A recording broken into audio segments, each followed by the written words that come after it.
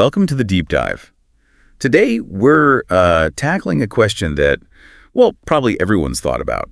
In relationships, who cheats more, men or women? It's definitely a loaded question, isn't it? Full of assumptions. Totally. Yeah. And, we're all a bit curious, let's be honest. Absolutely. It really gets to the core of commitment, intimacy, just human nature, really. And we're digging into some interesting material today, looking at insights from an article called Text Calais. Yeah, it pulls together some recent research on infidelity and how things might be changing. Exactly. And look, our goal isn't to, declare a winner here. No. We want to get past the stereotypes and see what the data actually says. And maybe more importantly, why? Why do men cheat? Why do women cheat? Focusing on the why is key. Yeah, trying to find some real understanding, without getting lost in tons of stats. Okay, so where do we even start with this? Historically. Yeah, the historical view is probably the best place to begin. For decades, the general understanding and the data seemed pretty clear. Men cheated more. Right. Men were reported to be more likely to be unfaithful. If you look at something like the General Social Survey in the U.S., Okay. In past decades, it showed something like 20% of married men admitting to infidelity. 20%. And women? It was lower, around 13% for married women. So, yeah. For a long time, that was the picture. Men statistically strayed more. 7 points difference. That's not tiny. No, it was a noticeable gap, suggesting maybe different pressures or expectations, perhaps. But the article suggests that picture, it's changing, getting a bit blurry. Exactly. That's the big shift. The whole landscape seems to be transforming, actually. How so? Well, the research is pointing pretty clearly towards the infidelity gap. It's narrowing. Narrowing between men and women. Yeah. Especially when you look at younger generations. Really? Some studies are even showing that women under 30, particularly in dating relationships, not necessarily marriage, Okay. their reported rates of infidelity are getting close to men's rates, or sometimes even matching them.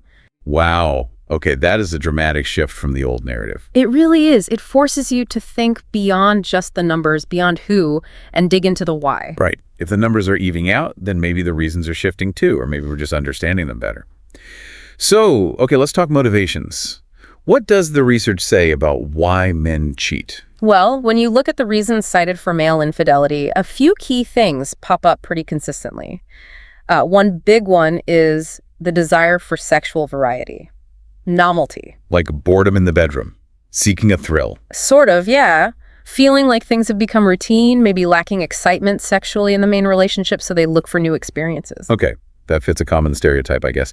But the article also mentioned ego and validation for men. How does that work? Yeah, that's another significant factor. It's not always just about sex. Sometimes infidelity is driven by a need for external validation. Like needing proof they're still attractive. Exactly. If a man feels maybe neglected or unappreciated, or his self-worth feels a bit low within the relationship, an affair can give him that boost, that feeling of being desired by someone new.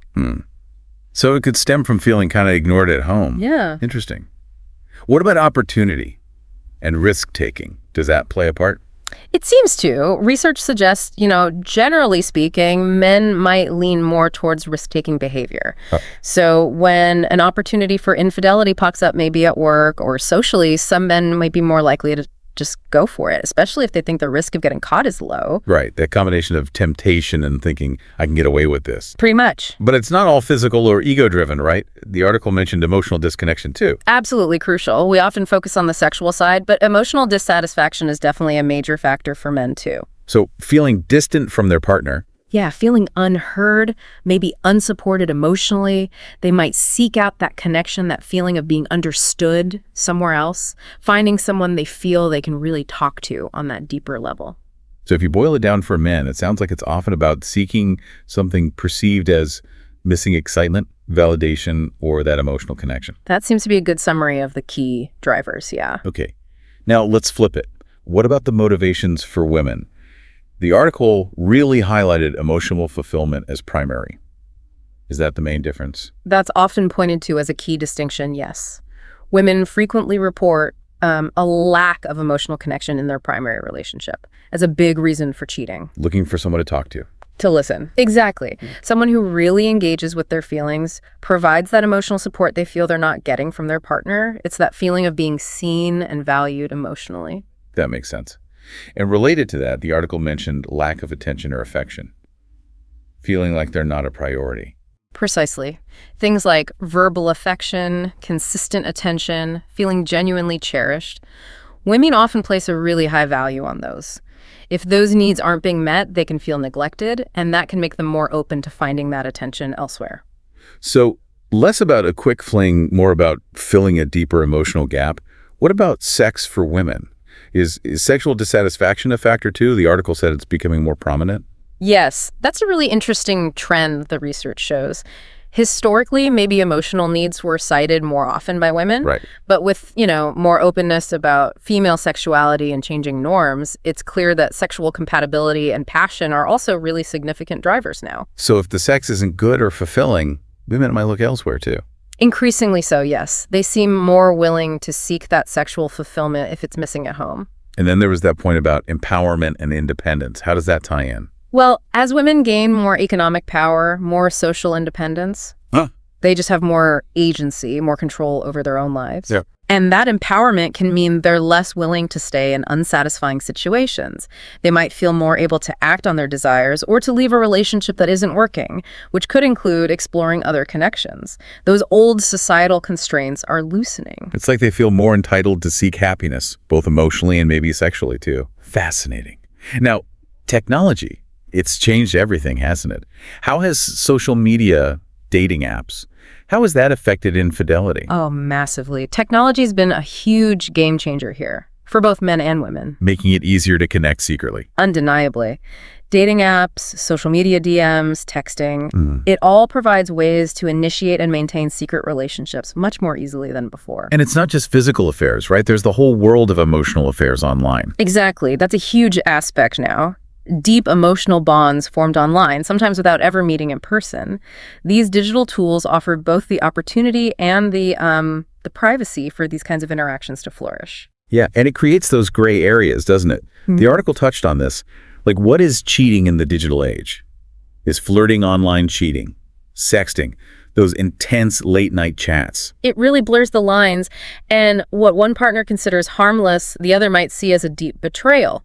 It causes a lot of conflict because the definitions aren't always clear. Definitely murky territory. And then there are the broader cultural things, like double standards. The article mentioned traditional gender roles. Yeah, historically, there's been a pretty clear double standard in many cultures. Where it was kind of expected, or at least more tolerated, for men to cheat. Right. Male infidelity was often viewed less harshly, while female infidelity faced much stronger social condemnation. Those ingrained norms definitely shaped behavior and probably how often it was even reported.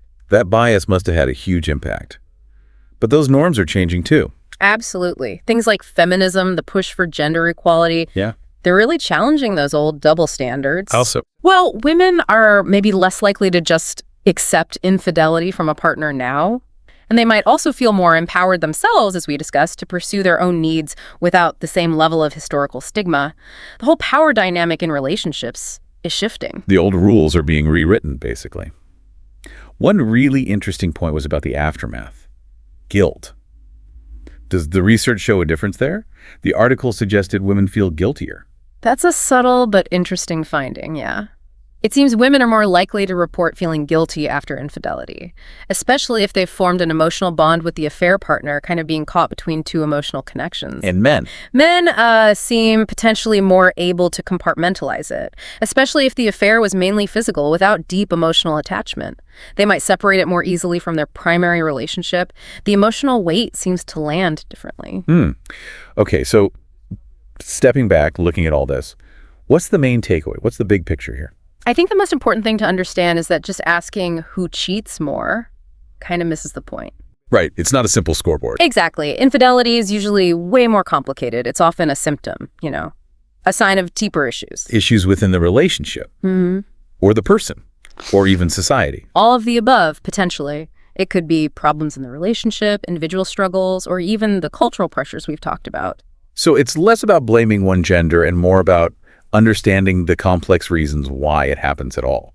Precisely. And while the specific triggers might differ somewhat, like men seeking novelty, women seeking emotional connection, though those lines are blurring, Yeah. The root cause often comes back to some kind of dissatisfaction or disconnection or unmet need within the main relationship.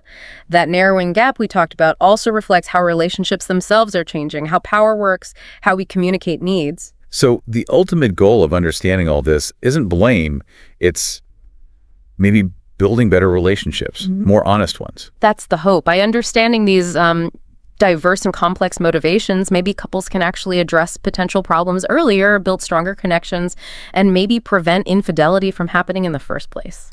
This has been really insightful, definitely complex. Okay, so to leave you, our listeners, with something to think about. Consider how all this keeps evolving. Gender roles are still changing. Technology isn't slowing down. How will that continue to shape fidelity, infidelity, and just our understanding of relationships in the future? What new challenges or questions might come up? Definitely something to mull over. Thanks for joining us on The Deep Dive.